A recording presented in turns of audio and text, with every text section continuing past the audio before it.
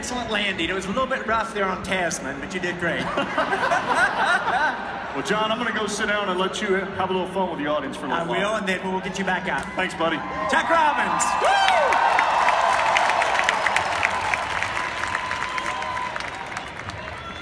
Thank you.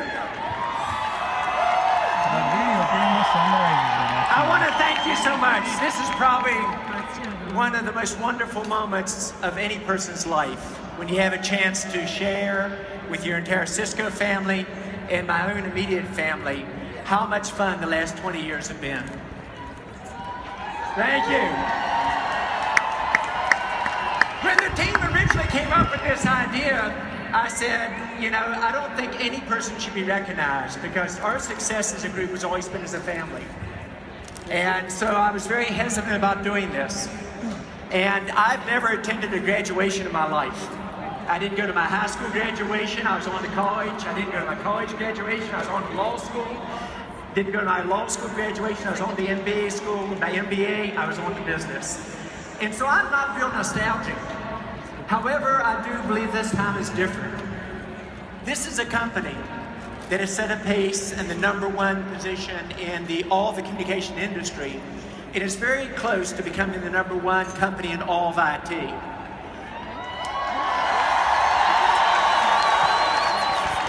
And it is a chance to celebrate our successes and lay a foundation for our future together as one family. It is a company that I think's destiny is to become the #1 IT company.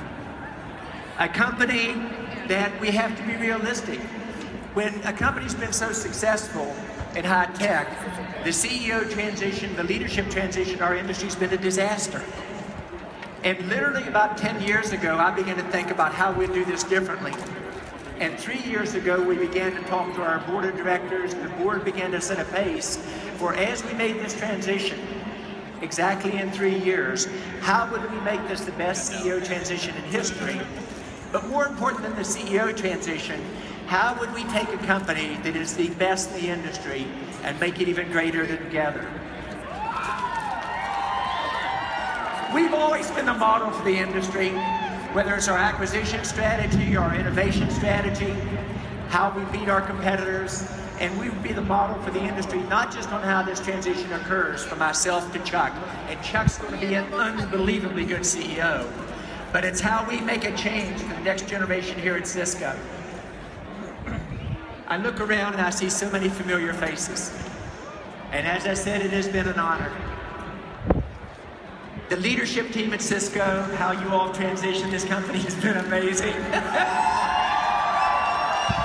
Our board of directors has been unbelievably supportive for all 20 years, during good times and during the tough times.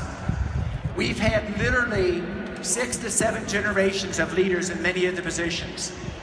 But I'm going to call out 4 groups today, and they're probably not going to be the 4 groups you think, that have been the examples of what Cisco leadership has been. Phyllis Bond. She is the lead receptionist at Cisco's headquarters for 20 years. When you walk in their building, she makes you feel our passion. She immediately gives the feeling to our customers or to the Cisco family how different we are. And in 20 years, she has not called in sick once. Amazing woman. Chris Plummer. Chris has spent more time with me over the last 20 years as head of all our global executive services than my wife Elaine has. He literally, when we went into Palestine, when the Gaza Strip was on fire, I thought there was a good chance we were going to get into real trouble, and he always had my back. He has always been there for each of you. He saved KU's life in South Africa because he had the security behind her at a point in time. But it is that type of culture that separates us from all the others. So Chris Plummer is my second example. Third one is Kurt Hill. Kurt heads up our critical accounts, and so when our customers have the most problems they ever have, he is our primary interface to them, to be able to say how Cisco will not only help make it right regardless of whose problem it is, but what we need to do to go back and fix it for the future. And then he goes into engineering and makes it happen. The fourth group, I am going to call out these executives by name. Only at Cisco would this occur. Over the last 3 months since we announced the transitions, Rob, Gary, Padma, Wim, and Edzard have worked their tail off to make sure this was the smoothest transition going on. That would not have happened at any other company. If they're near you, give them a hug and say thank you.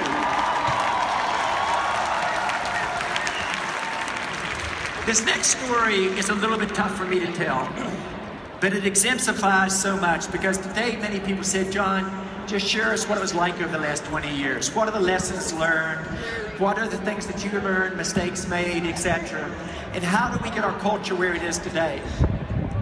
On Saturday, I attended a wedding in East Bay. It was without a doubt, with the exception of my immediate family, the most emotional, loving, caring wedding I've ever been to.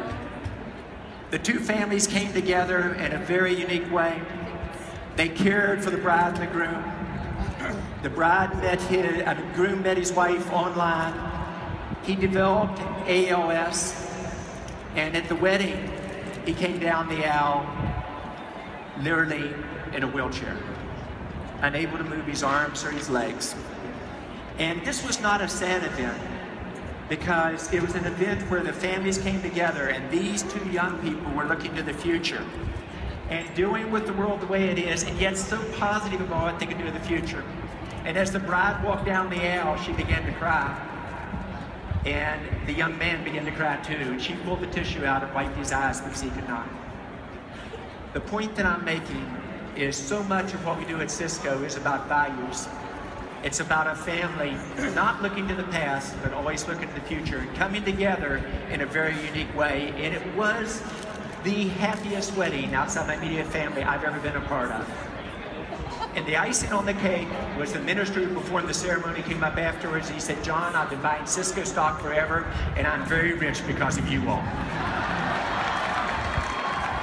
Most asked question.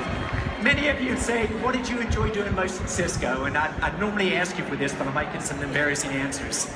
But it is changing the world. We are a company